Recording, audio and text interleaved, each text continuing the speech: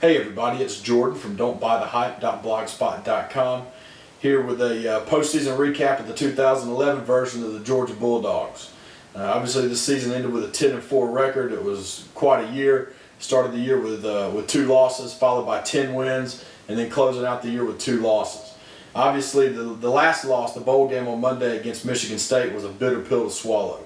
The Dogs blew a 16-0 second half lead. Let Michigan State get back in the game and eventually win it. The game itself was kind of a microcosm of some of the things that have gone wrong with the Dogs this season. First of all, turnovers. We turned the ball over a couple times there, led to 2 easy touchdowns for Michigan State, letting them get right back in the football game. The other was poor special teams, missed field goals. We had a chance to win the ball game after an interception in the first overtime. Ball set in the middle of the field, 42-yard field goal. Used to be automatic for Blair Walsh. Misses it wide right. A brutal way to end the season. I hope that doesn't, for the Georgia fans, I hope that doesn't put a damper on what Mark Richt and company were able to do in turning around this season. You go back and look at it, obviously, the year started off poorly. After the South Carolina game, everyone almost wanted Mark Richt's head, wanted to be fired. Everyone was wondering if he'd even make it through the season. The remarkable turnaround job that he and the players, got to give the players a lot of credit as well, that they pulled off this year was nothing short of amazing. To go from 0-2 and everybody on your back to winning 10 ball games, getting to the SEC championship game, that's made for a great year. I think that Georgia's certainly moving in the right direction. We're turning the ship around and looking forward to what's going to happen here in the future. Just a few things, just to recap the season. Offensively, obviously there's a lot of negativity toward Georgia's offense here lately, especially with the way the bowl game played out, toward Mike Bobo and play calling and Mark Richt and the way the game was managed against Michigan State. And there's some credence to all of those assumptions and assertions that they make about Georgia's offense.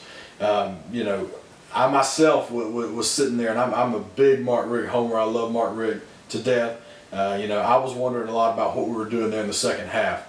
Obviously, Georgia has the biggest line in all of football, college and pro. Obviously, we found out that year or this year that doesn't necessarily equate to being able to move bodies around. Michigan State's defensive line was quicker off the football, and they were in the backfield all day. I think there were 16 or 17 tackles for a loss there.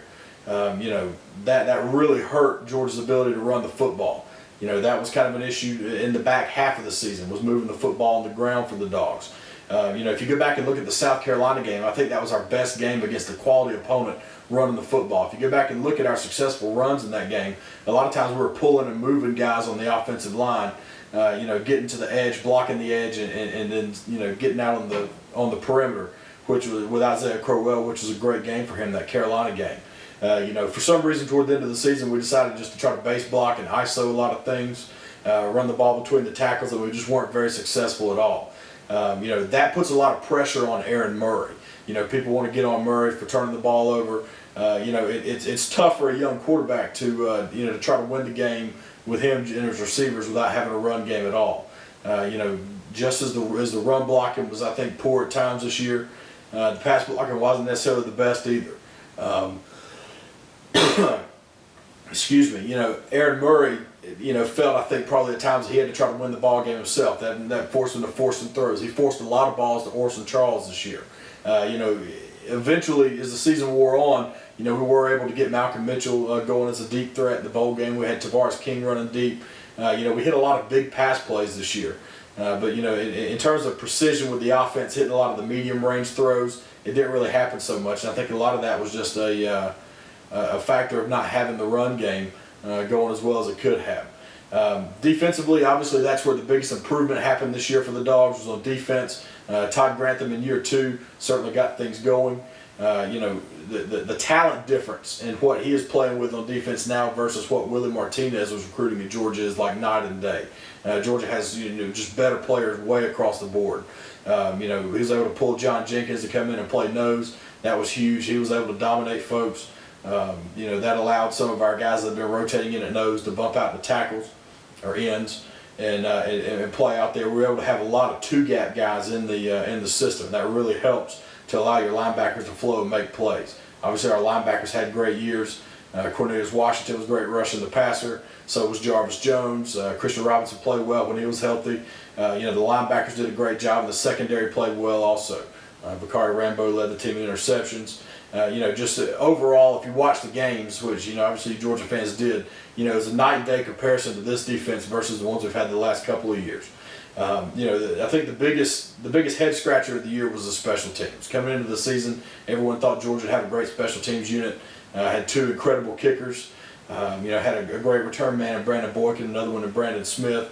Even though the return game was decent this year, the kicking game was short of bad. Blair Walsh misses either 12 or 13 field goals this year. If you go back and count it, I think that's probably more than he missed in his first 3 years combined. Drew Butler didn't have quite the average that he's had punting the football, but he did a pretty solid job punting.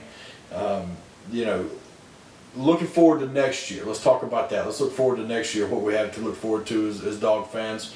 I think the sky's the limit for next year's team. Obviously, the schedule is set up well for Georgia to succeed. We were able to lose the Alabama game on the road. We ended up picking up a game at Missouri. Obviously, that's a pretty good trade actually for Georgia. We get Georgia Tech at home. To me, the toughest game on the schedule next year, as I look at it right now, is probably going to be the road game at South Carolina. Obviously, we get them a little bit deeper into the season this year. It'll be interesting to see. This year South Carolina performed well all year. Usually, once you catch Carolina in the back half of the year, they're not as good as they were at the beginning. I think that's really going to help Georgia playing them a little bit deeper into the season this year. The schedule is there ready-made. Georgia has the possibility to go 12-0. I mean, it really can happen. If you look at it, probably preseason lines, when those start coming out in the summer, Georgia will probably be favored in 11 of the 12 games. With the one being the at South Carolina game, maybe probably won't be favored in that one. But a great chance for at least an 11-1 season. I think 10-2 would be satisfactory. Anything less than that is a huge disappointment.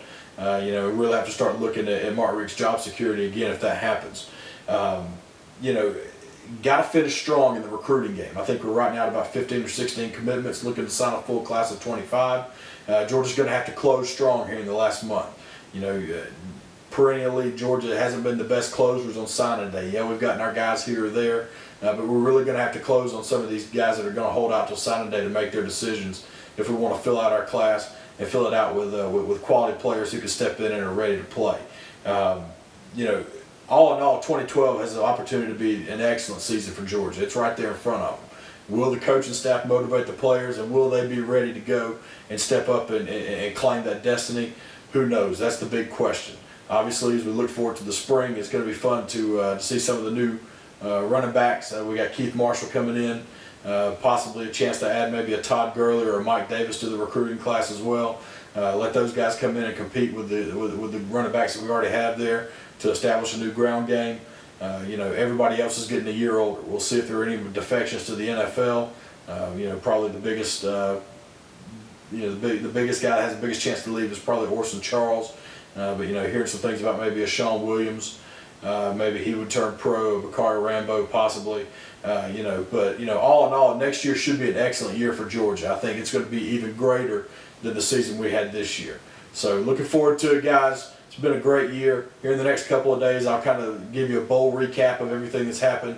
I'll also be looking out for the wild card round NFL preview that I'll have, and also a preview of our national championship game Monday night between Alabama and LSU.